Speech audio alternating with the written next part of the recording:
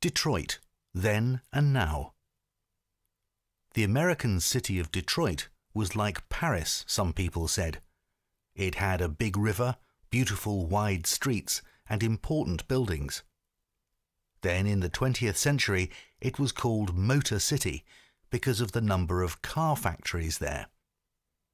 Workers in the car factories had good jobs and they earned good money.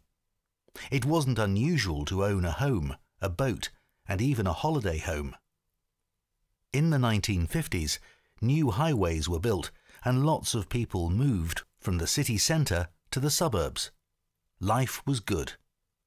But at the beginning of the 21st century, Detroit became America's poorest big city. In a period of 50 years, more than half the people left Detroit. Houses and buildings were empty. Poverty and crime increased. Plants and trees grew in the empty houses. What happened in Detroit? The city's population fell for several reasons. One reason is people moved to the suburbs in the 1950s. Another reason is that in 1967 there were terrible riots.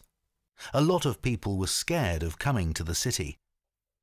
Also, the big car companies like General Motors and Chrysler had huge problems. And in 2008, the world financial crisis had a big effect on many cities, especially Detroit. Now a lot of people in Detroit are poor. Half of the city's families have less than $25,000 a year.